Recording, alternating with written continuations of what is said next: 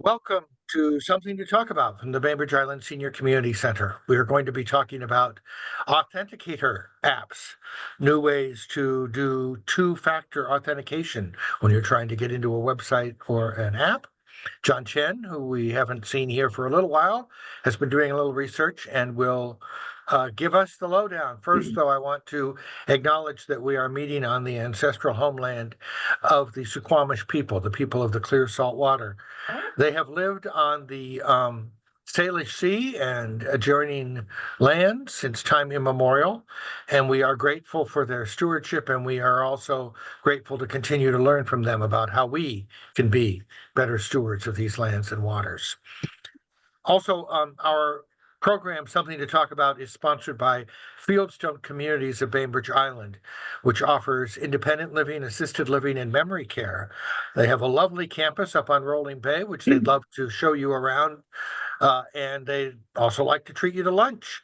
Call Celia or Jamie to get a reservation to their bar and grill, or to schedule a tour, or just to have a conversation.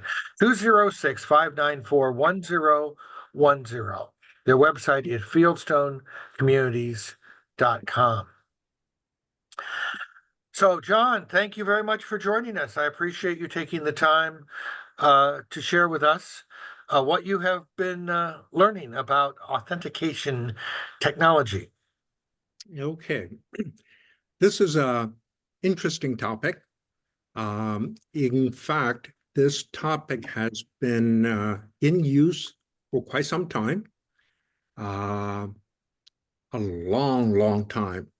And let me get my other screen so you can see the foils.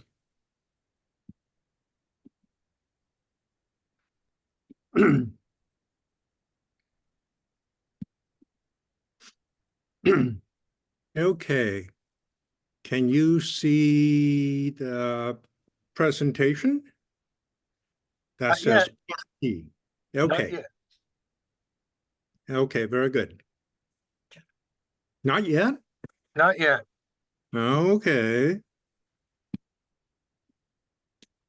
Wanda's helping out here with the background.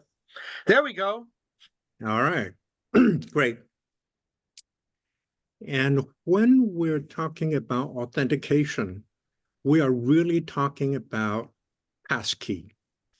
And you may wonder, what is passkey? It sounds very similar to password. Passkey is a way to go without any password at all. And almost, right? Not quite totally without passwords. Okay. How did we get to this point? Ages ago, when online system first started, we may have one or two passwords. So what did we do? We write it down on a little sticky note. We taped it to the side of our monitor, and we save it. And when we get a few more website that has passwords, we add a few more sticky notes. So now you have 4 or 5 surrounding your monitor at home. And that's how most people get started, saving passwords. After you get a whole screen full of little sticky notes, you may want to start a little book. And you write it in the book and says, well, here, this is my passwords. And some of you says, okay, I'm going to need that password when I'm traveling or when I am not home.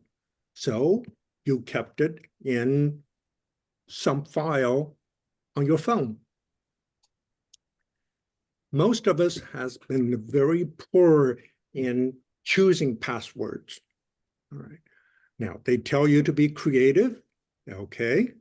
So a lot of people used 0000 as passwords, or 123456. And initially it was only 4 digits. Then it became 6 digits. And the industry decided that 6-digit really isn't enough. It's not secure enough. So it's forcing people to use some longer passwords. And people started using birthdays, street addresses, zip codes, and then the industry says, okay, you need to use alphabetic characters. So you added uppercase and lowercase alphabets mixed with numbers, mixed with special symbols like dollar signs, pound signs. Okay, then you started using pets' names, kids' names, your color of your car. And that's how it progressed.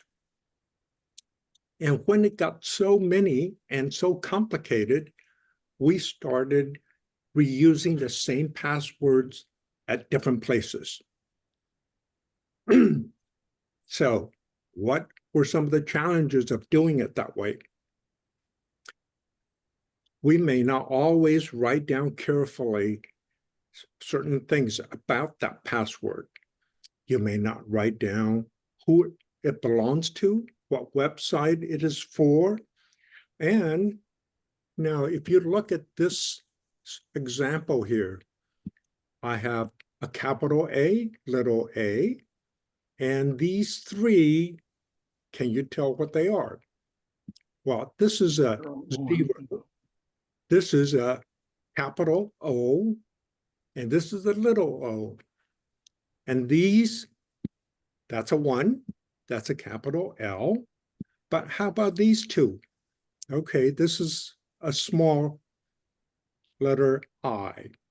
This is actually a capital I. This L. is a small letter L. So when you're writing it in a book or on a piece of paper or a yellow stickum, you are not always very careful about what that character really is. So you get confused. So what happens when you want to sign back into a website? You guess. Right? Is that really a O? Is that really a 0? So you try 1. And if that doesn't work, you try a different one, slightly different. After a while, you're going to finally give up and you're going to cry uncle, and you're going to contact the website and says, okay, I give up. I want to create a brand new password. And a lot of people would do that. And when you do that, remember, you have to write that number, the new password down. So now you have maybe 2 or more passwords for the same website in your little book. And you may not have crossed off the original ones. So now you're not sure which is which. And that's where we are. So what do we have now? We have problem with passwords. There are emails, we call them phishing emails, and text. Bad guys are trying to steal your passwords, steal your user IDs. And if a company, let's say Amazon or a bank or Home Depot, if they get a security breach and everybody's passwords get stolen, guess what? Every single user that has registered with that company have to create a brand new password. And you are the one that has to keep track of them. Okay, so once a bad actor steals your password and your user ID, they can pretend to be you. They can steal your money. They can steal your identity. So password has always been bad. So to make password more secure, the industry says, okay, without making any big changes, we're going to do certain things to make it a little bit more secure. They want mix of alphabets. Still, it's a password. People can steal it. And Then the companies said, okay, we're not going to let you reuse the same password over and over again. And you cannot change it so only one or two characters or one or two positions are different. You have to use something totally different. Then they said, okay, give us your phone number. Before you can sign on, we're going to send a 6-digit number to your phone. And you have to enter that same 6-digit number back in the system to prove you are the ownership of that phone number. Well, guess what? Bad guys has a trick called SIM swap scam. They can try to steal your phone number. So when the bank or the store sends you a 6-digit number, it's not going to your phone, it is going to the bad guy's phone. So SIM, by the way, stands for subscriber, I think it's subscriber identification module. It's a little computer chip that you stick into your phone, which says, I'm with Verizon, and this is my phone number. So if the bad guy can get hold of that information, they can pretend to be you. They can receive all of your phone calls and text message containing the 6-digit code. So more and more people are in need of some kind of tool to keep track of all of these passwords, and they keep changing. And there are a good number of password managers. These are some of the most common ones that you can download from the internet, and there are good companies. There's one called RoboForm, 1Password, NordPass, Bitwarden, and the whole slew of others. Okay, what is the real solution? Cryptography. Every one of us knows about cryptography. We have experienced it, we have heard the word, but maybe we never really knew what it was, other than some weird encryption. That cryptography started ages and ages ago. Ancient Greeks, they used it. India, Egypt, they have little codes. So when they say a certain word, it doesn't really mean that word. It really means something else. So they use codes to protect secrets. And if you want, you can do a search on Wikipedia for cryptography history. It will give you a whole slew of examples. And I want to put a plug-in for Wiki. I donate to them. And I think Wiki is one of the great resources on the internet that provides accurate data. Okay, that's my plug. Any of you seen a movie called The Imitation Game? That movie was about decoding the Enigma machine during World War II. That is cryptography. How about when you were a kid? Did you have decoder rings? Dick Tracy decoder rings? Or secret handshake? That is, in a way, cryptography. So how do we use cryptography today? In the 1960s, up until 1960s, it was mostly used by big agencies like the government, the military, and because it really took a lot of resource to encrypt something and then decrypt something at the other end.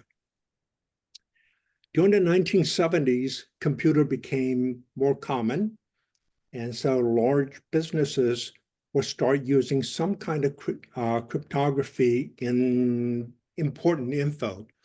And then in the 80s, a portable device. And my wife used to carry one when she worked for a bank. And that was the size of maybe a pager. And how did it work? Let's say a person wants to sign into a bank. And by the way, this has nothing to do with passwords. Let's say a person wants to sign into a bank, and the bank is going to send a code, a secret code to you.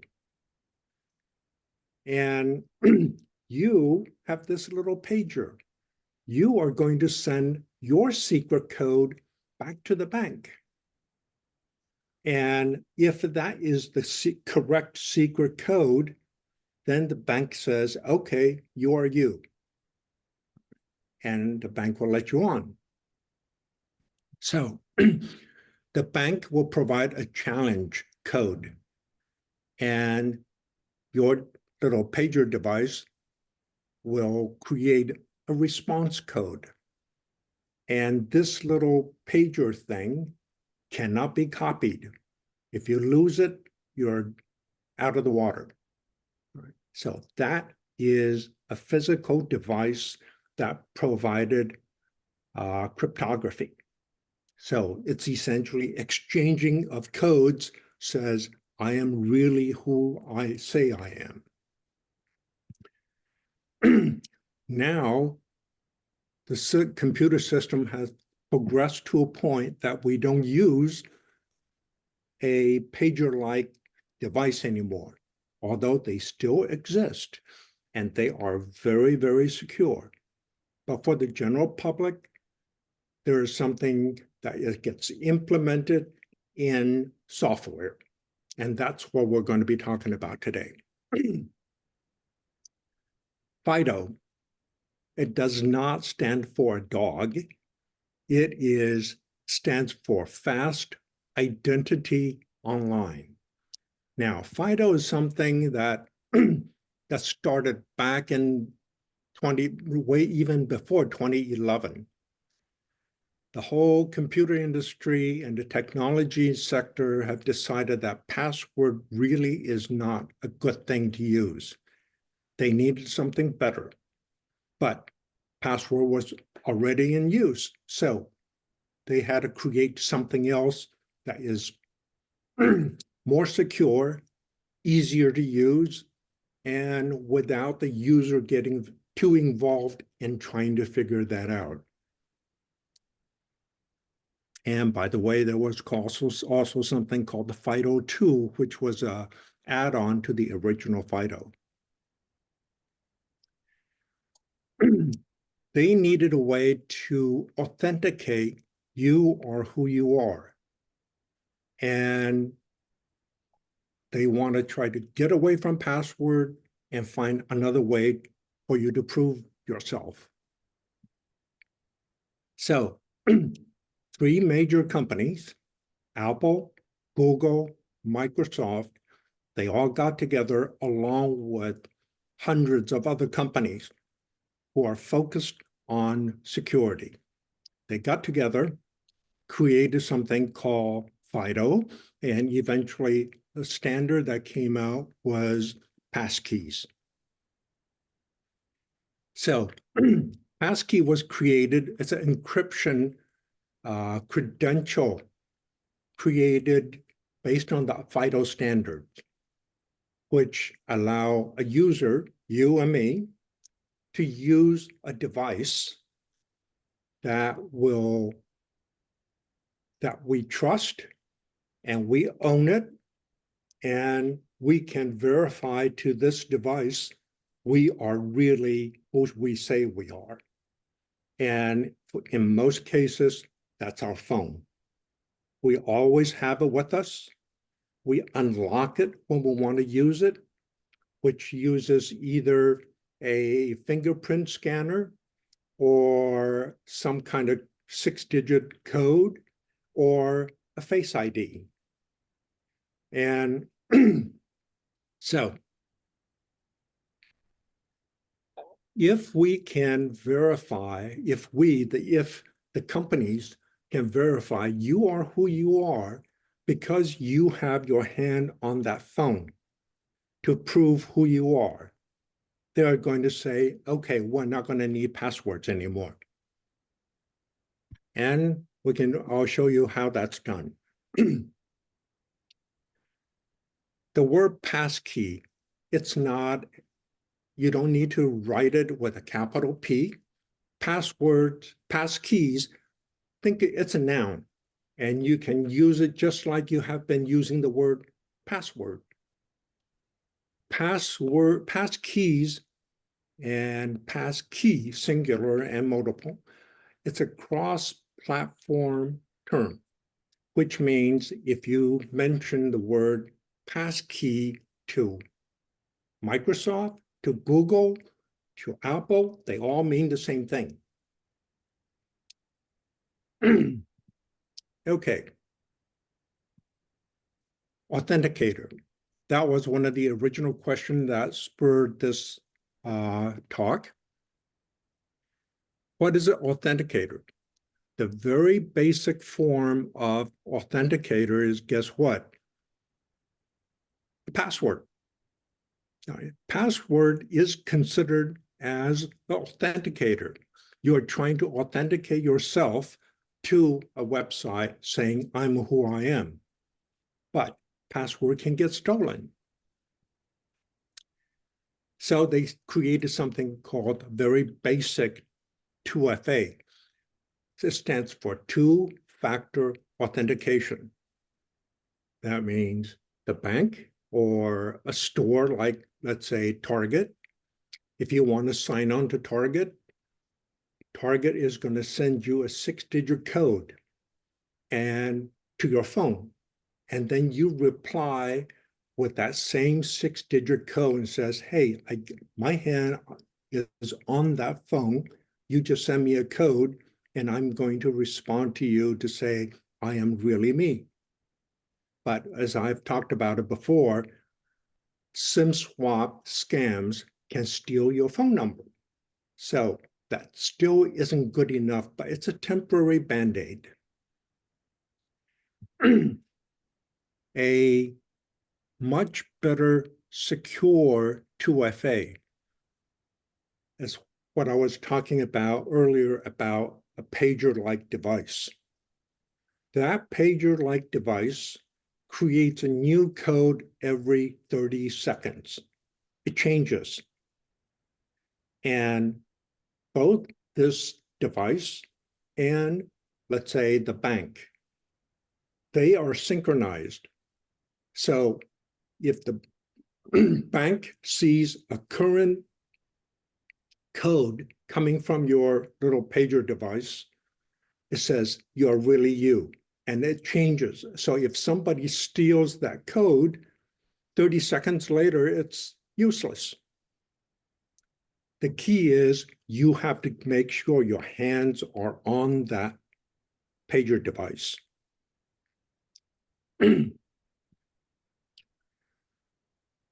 Now there's something called the FIDO key, which is, think of it as the same as that old pager device that creates codes. And physical FIDO keys are things like, we have example of two of them. One is a special credit card shaped key, or something like a little thumb drive that you can stick into the side of your computer or your side of your phone. That device will create a new code every 30 seconds. All right. Again, it's a little key, so you can travel with it, but whenever you want to sign on to something, you have to have that key. It's a physical key you can't lose. So most people will buy two. One is a backup. But a better solution or an alternate solution is using your phone. you are constantly using a Touch ID or Face ID to open up your phone, to start using your phone. So why not use your phone as the authenticator? All right. Major operating systems like Apple's, Google, Microsoft, all these three major companies have a chunk of software in their system that can perform the job of authentication. It's already there. Apple had something called Keychain, and it was just recently renamed to the words Passwords app. Personally, I really dislike that word, the name they chose for it, because password is a generic term. And if you say, my password is in password, it doesn't make a lot of sense. I wish they had called it password manager or something.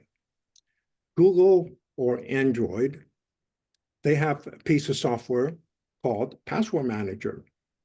Microsoft, since I don't have a Microsoft machine, I'm not quite sure what it's called, but I believe it is in the settings app. It's called Authenticator, Oh, it I is? think. Okay, great. Authenticator. So it's usually already in your machine. But that is only for newer phones or newer computers. What happened? You have an older computer.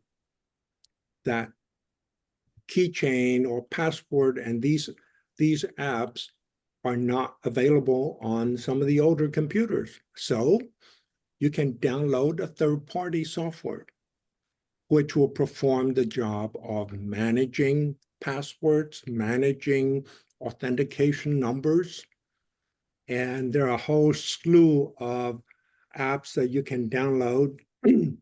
But my recommendation is start with what your operating system you have.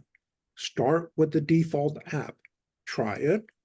It's already doing the job, but some of the third-party app can keep track of additional info, like your passport info, like driver's license info, which is not really an authentication thing. It's just a secret place for you to keep secret info.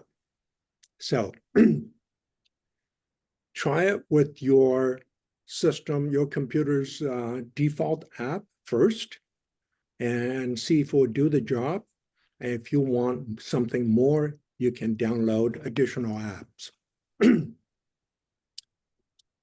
Okay. So with FIDO, passkey, how is it implemented? Your ID and password to a website, let's say to the Target stores, is gone. And it's replaced by cryptography, biometrics, which is your finger scan or your Face ID or some kind of code that you use to wake up your phone or you wake up your computer. And a public key and a private key. And that's the key. That's a key, yeah. Public and private key. There are two keys. Where do these keys come from? It's created by your device, meaning your phone, or your tablet, or your computer, your laptop. The two keys, the public key is for the general public. And if somebody steal it, no big deal. Right? Because that public key is worthless without the other half, which is the private key.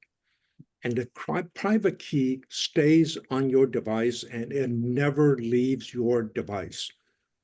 So if you have an authenticator software running on your Windows computer, that piece of software will create a pair of keys for every single website you go to. So if I want to sign on to Target, my device will create a private and public key. And if I want to sign on to a different store, let's say Amazon, you'll create another pair of public and private key. Okay. These keys, the private key that's on your device, you will never have to remember it, because the device is going to remember it, and device is going to make use of it the second it verifies your Face ID or your fingerprint or whatever code it is that you use to unlock your phone or unlock your computer. Now, what happened if a couple, a spouse, who also wants to get to Target? All right, you created a passkey with Target, and now your spouse wants to use the same account at Target. Passkey can be shared with somebody else. And now the downside of this whole thing is whenever you want to get to an online account, you have to have that device. Right? Remember, it's just like the little pager device I talked about, or a FIDO key that looked like a thumb drive. You have to have that with you if you want to sign on to something. Okay, here's an example of Apple's keychain, or it's now called Password app. And the logo for Password is something like this, picture of 3 keys. If you click on it, yes. I was just looking on my computer, and it looks like on Microsoft, it's actually called Passkey. The authenticator is the third-party app that Microsoft offers. So you were saying password is the file or the tool that comes with Apple. And it looks like if you search under settings for passkey in a Microsoft product, you'll find the similar thing. Okay. Thank you. Thank you.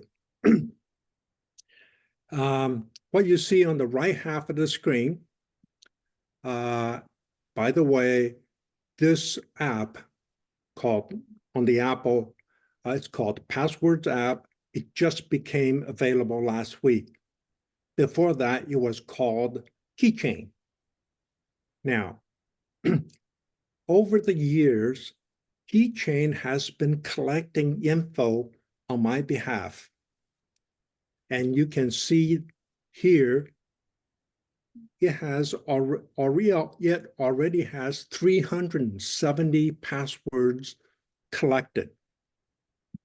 Out of 370, there are 3 of them are actual passkeys that I have been using.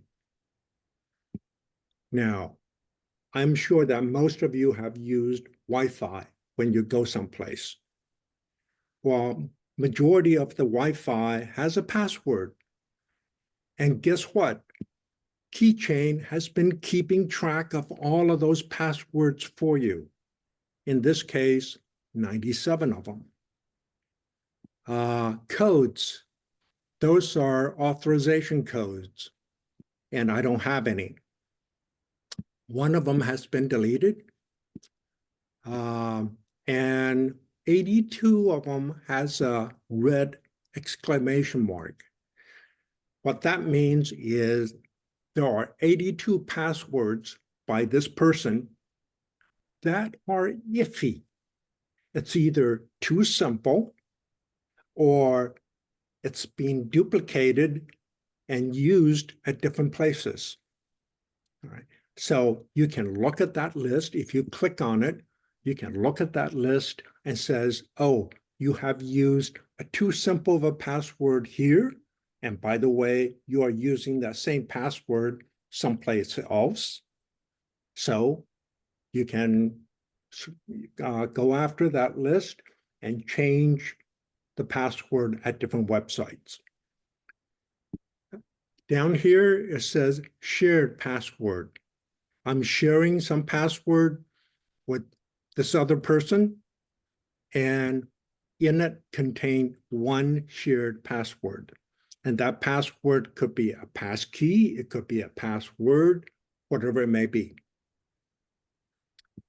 Okay, and I don't have an example to show what it looks like on Google or Windows.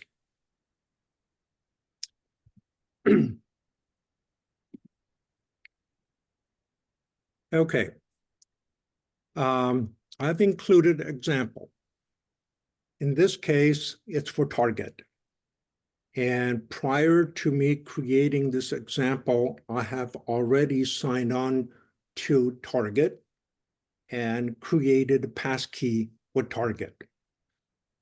Okay, so I'm only going to be showing what it will be like signing on to Target where there's already a passkey established.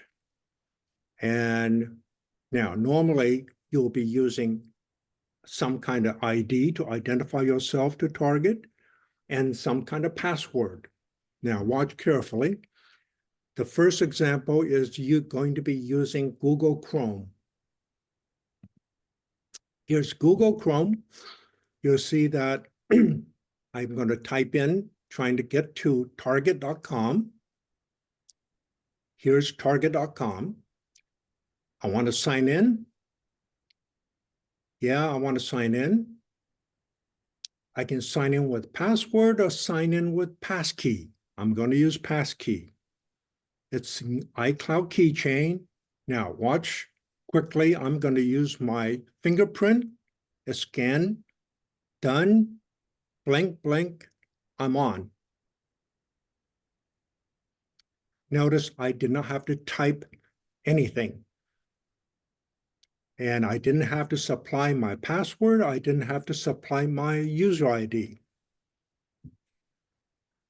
Passcode took care of it. Next example is also Target, except I was using a Target app on my phone. Here is Target, and that's the lead-in screen. Bottom right, it says My Target, meaning I want to sign on. I want to sign in. Use password or passkey. I'm going to tap on passkey. It's going to look at my face and done and blink. I am on. Okay. As you can see, it's painless. I really didn't have to remember anything other than to open up my phone and prove to the phone I am me. Right. The key here is that I have to have the phone or the computer that already has the passkey secret code on it, right? That's correct. So let's say you go to the library and they have a computer and you want to sign on to Target. You have to have your phone with you. Right? And when you try to sign on to, let's say, a laptop computer at a friend's house, that friend's house computer does not have that secret code. So you sign on to Target, try to, and you're saying you want to sign on.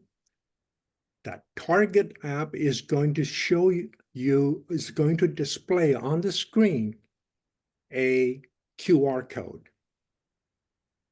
And you are going to, because here you have a phone that knows the code. And your friend's computer is going to show a QR code. You use your phone to scan the QR code, and your phone will talk to that computer, which in turn tells target store, I am the right person. So,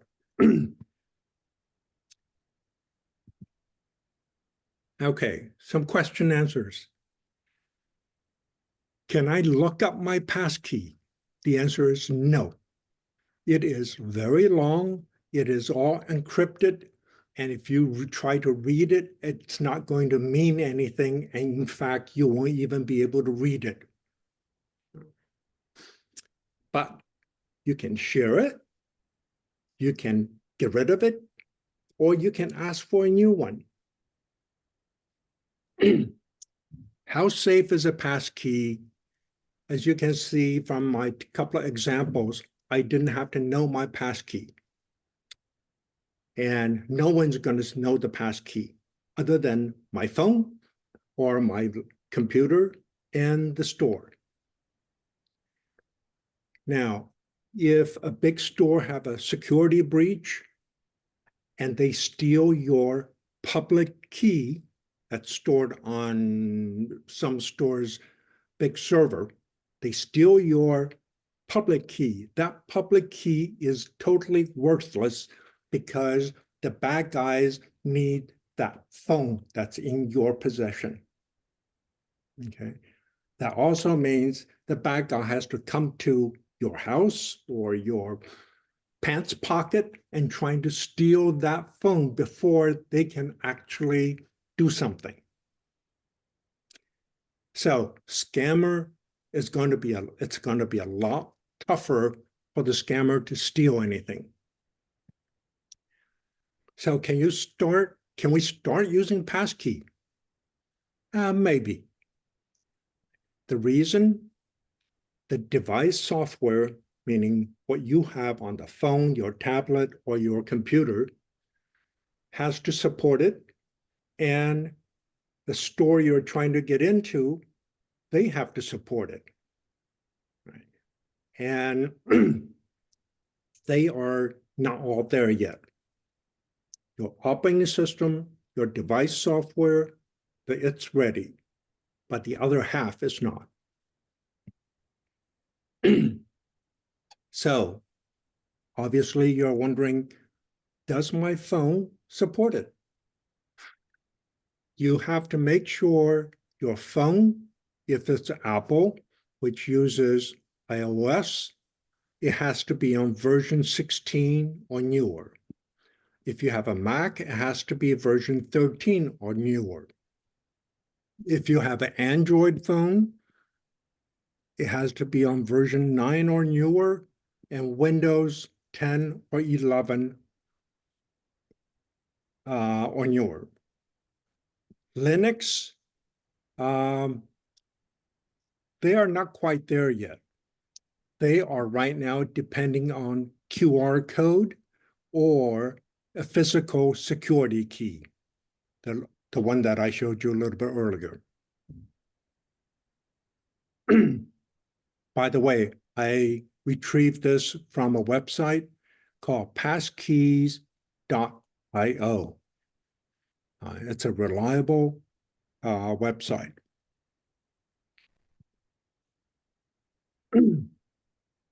Which operating system website, if you try to sign on to Apple or Google or Microsoft, they will all have an option for you to sign in with Passkey. If you want a full list of all the companies that support full password alternatives, and you have to careful with those words, full password alternative. In the example that I gave, Target did not ask me for my ID. Right at the very beginning, you can sign in with your password, user ID and password, or you can use Passkey. So I said, I want to use Passkey, and everything else is automated. So those companies are in this list. Now, How about the website that requires you to put in a username first before asking for a passkey? That means it's not quite fully automated. There are a whole slew of other websites that is at that stage, and you can find out a full list using this website, www.passkeys.directory. So these two are slightly different. The first one, this one here, is fully automated from the get-go. This one, not quite. You have to you have to tell them who you are first before you can use passkey.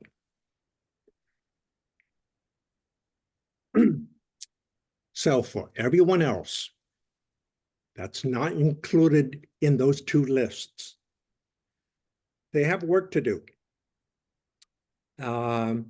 They also may depend on the web hosting site to make it available, because many of them, they don't run their website on their own computer with their own support staff.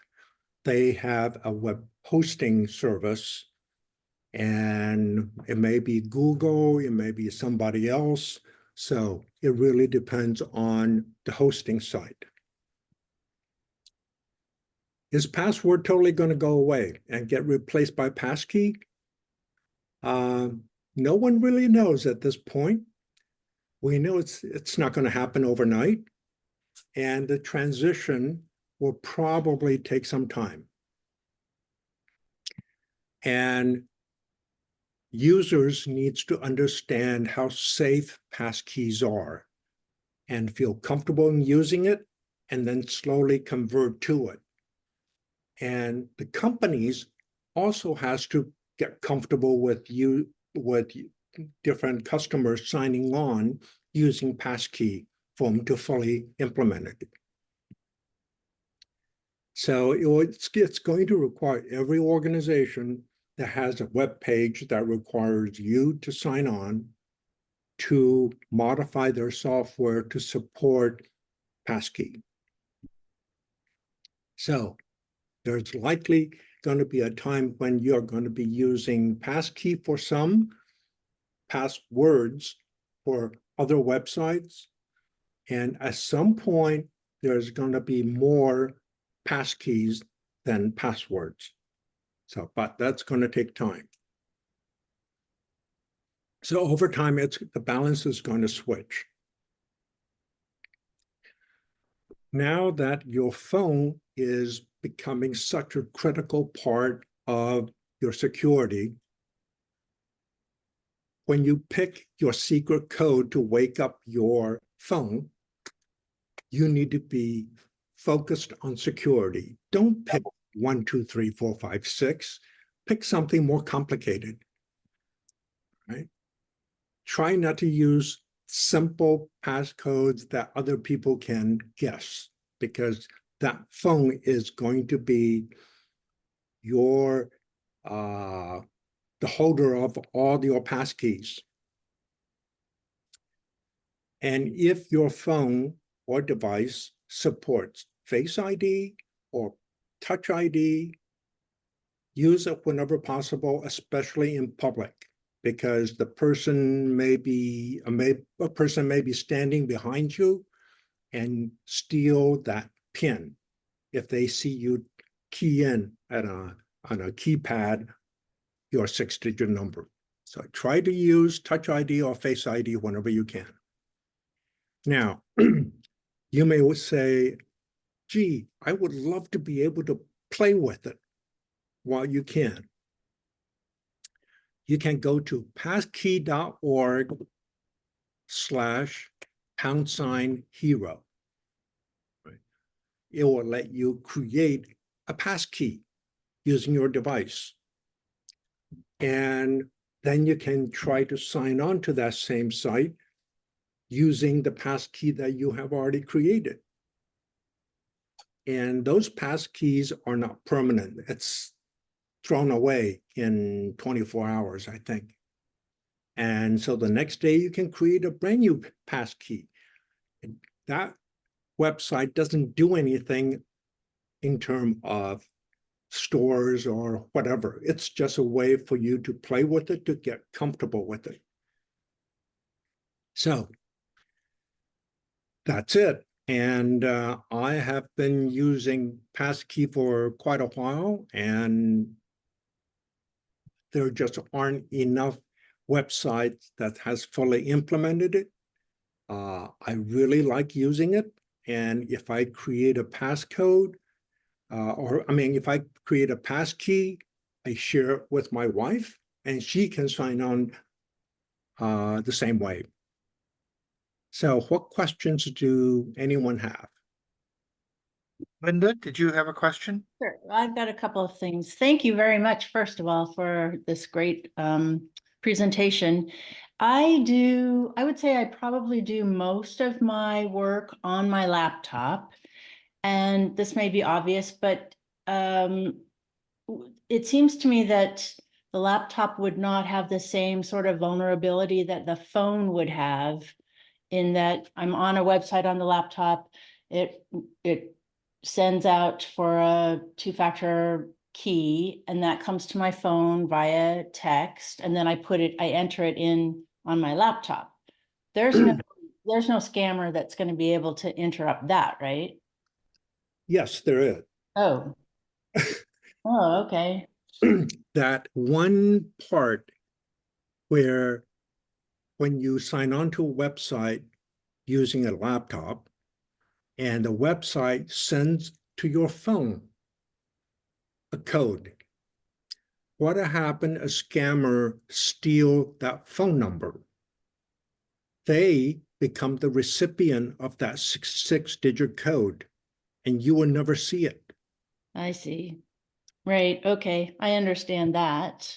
Oh, so let's say you go to Bank of America as a scammer. Bank of America, or the scammer knows your Phone has number. stolen your phone number and your password. And so then they, without you ever knowing, sign on to your bank account. So they're getting my username and my password, even though I'm entering those on my laptop? Well, yes and no. Yeah. Okay. The username and password, that is on your laptop. Right. But the bank or the website want you to prove who you are. And they do that by sending you a six-digit code. And if bad actors is able to steal your phone number. So when you are looking for that six-digit code, it never shows up on your phone. So from that point, they will not be able to, you will not be able to get into your account. Now, And if they've stolen your password from some other means, then they have all the keys that they need to rechange, to impersonate you and then start to get access to your your assumed identity. Right. Yeah. So let's take that one step further. Now they have your phone number. They're going to, let's say, from the past, there might have been a large security breach where your name and your password got stolen through some other means, totally unrelated to your phone number, but they can match it up. And they will eventually be able to say, okay, Linda has this phone number. So if I have their phone number and then try to sign on to the bank, since I know the user ID and password through another means, they have already stolen it. And now they have a phone number to be able to verify they are really you. Right. Okay. Likelihood isn't really that high, but they can. Okay. And the higher the, the risk, the more data that you have, the more, when you start to get to things like financial wherewithal or secrets, government secrets, or anything like that, the risk obviously goes up quite quickly because there's a lot more in the bad guy's interest in trying to put these pieces together. And also remember that they may try to send you a fake email to send you a web page that looked like Bank of America, asking you to type in your user ID and password, or trying to get you to type in your user ID and password. And so this idea of being able to use passkeys makes that phishing expedition, PHISH, a little less likely to succeed because they can't do the next thing without having your device. Right. Okay, then my next concern is I have been slow to adopt iCloud. For some reason, I'm really paranoid about going onto iCloud. I've had issues where it's duplicated things like my calendar in the past when I did try to. So I noticed that using Apple's theirs is called Passwords. Using that requires the cloud. Do all of these other apps for this require that you be on the cloud to work? In fact, with Apple, you also do not need to use iCloud. Oh, okay.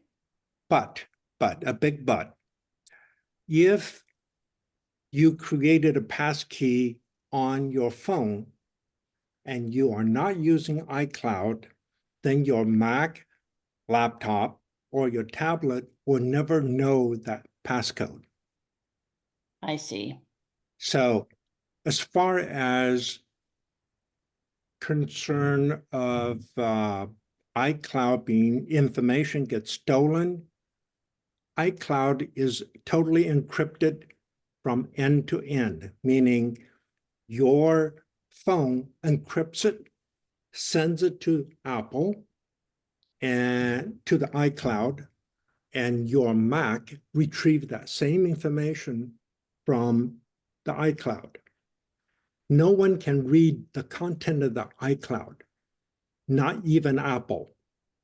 The only person that can read it is you using your phone or you using your Mac. Okay, I see I have some catch up to do then. Thank you very much. Uh-huh. I have a little question before we're running out of time, but before we go, you talked about sharing the passkey with your spouse. So if you have two people who are going to need to use the same account, you can share access and using passkeys. Yes. And and I can expand that a little bit more. When you want to share it, you create a share group, which can contain one person, 2, 3, 4. So once you have created a list of participants in this group, and any passkeys that you want to share, all you have to do is feed it to this group, and everybody else in that group will be able to get to it. Using their own app. And it sounds to me like the phone is probably the best. I know you can set up these passkeys on your laptop or on your phone. And in the case of Apple, they'll share across. But if you're using different operating systems, I use a PC for my laptop, and I use Windows for my laptop and Apple for my phone. I'm going to have to kind of pick one that I'm going to use and use that. No? No.